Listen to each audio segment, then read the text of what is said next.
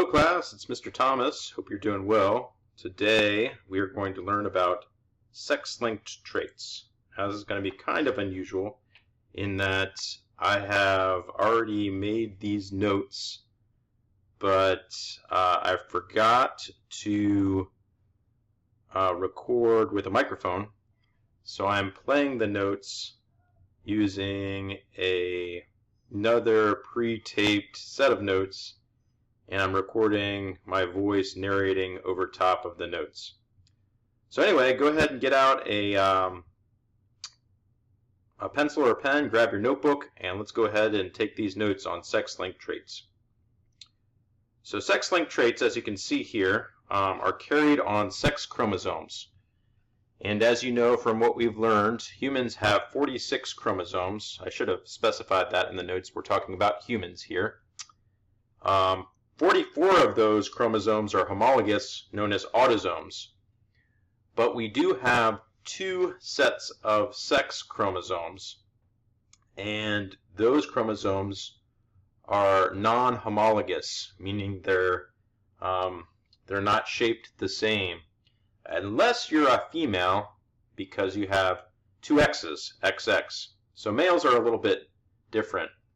And the scientist that figured this out was named Thomas Hunt Morgan, and he worked with fruit flies. So go ahead and jot his name down. He worked with fruit flies. I'm going to change the spelling of this. Instead of fruit fly, I'm going to go ahead and switch that to fruit flies.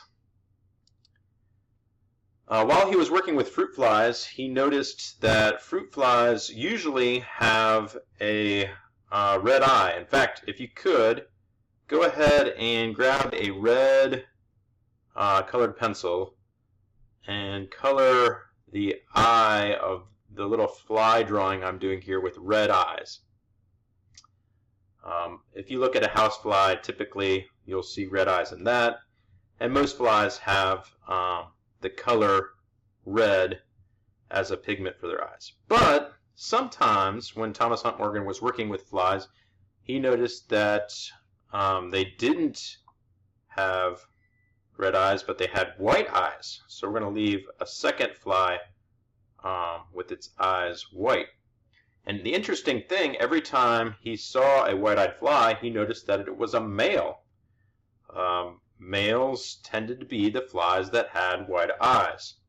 So he thought, why is this? Why is it that it's always a male with white eyes? So what he decided to do was propose that the gene for eye color is actually found on the X chromosome. So the gene for eye color he believed to be on the X chromosome. And to do that, he wanted to kind of show some Punnett squares that showed this system in place. Now you have to remember that, as I said at the top, females, in terms of chromosome numbers, females have two X's and males have an X and a Y. So females are XX and males are XY. So females have two homologous sex chromosomes, and males have a Y chromosomes that is different. So what we're going to do is we're going to show the parent generation crossed. So for a pure red-eyed male, sorry, a pure red-eyed female, you see X big R, X big R. And that's the genotype for a pure red-eyed female. And you draw it so that the whole, the X carries the gene, and the Y doesn't carry anything. So we're going to put a little r for white-eyed male, and the Y will be left blank. Now going on to make a Punnett square, just make a box on your paper. So you have a 4-square box, and we're going to draw the male, X big R, female, X big R, and the male, X little ry, and we'll cross them together.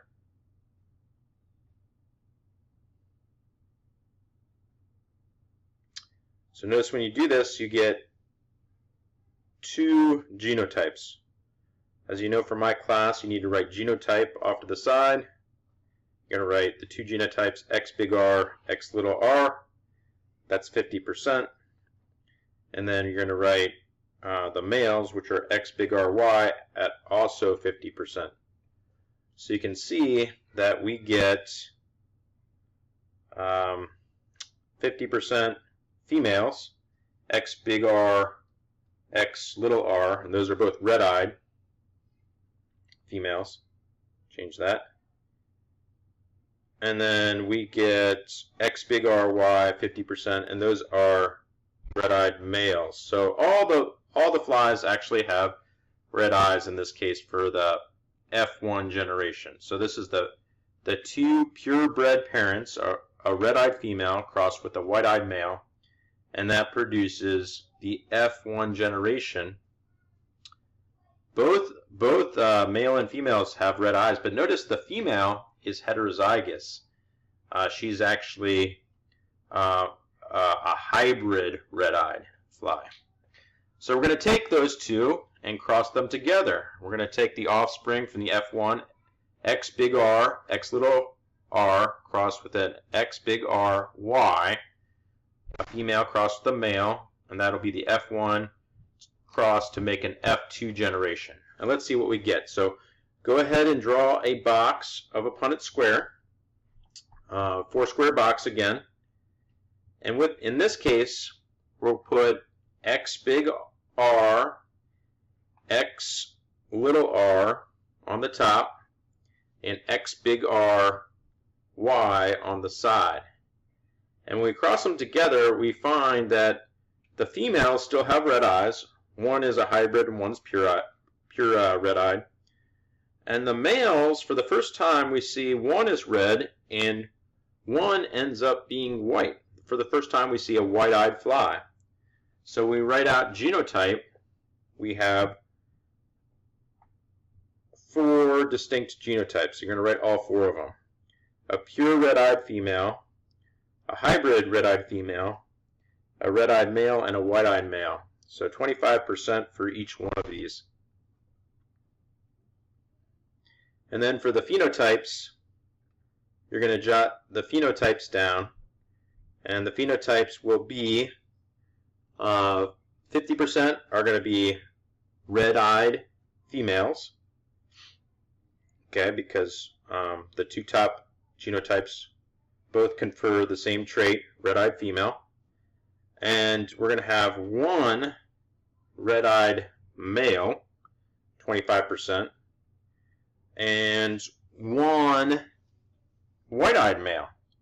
So you can see from this cross, the F2 offspring, you get a single lone single lone white-eyed male.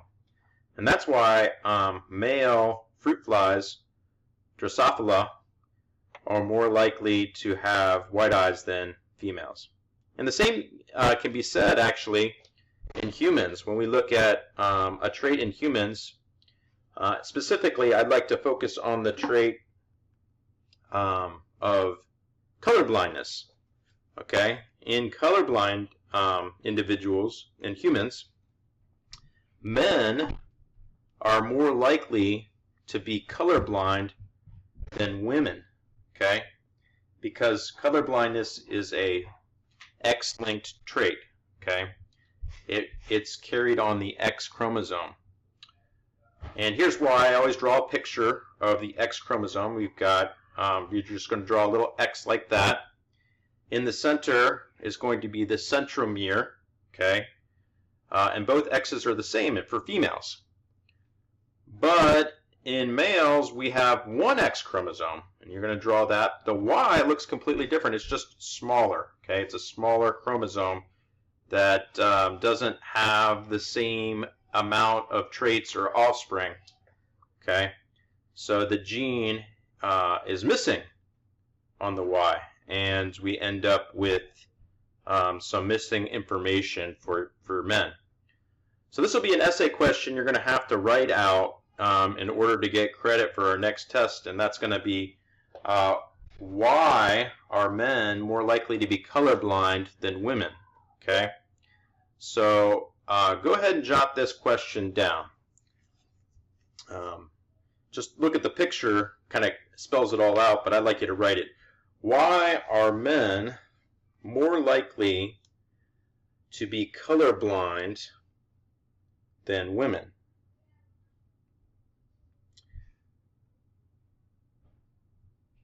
So the answer to this, we're going to just write a succinct answer, and it has to do with the picture there. We're going to spell it out.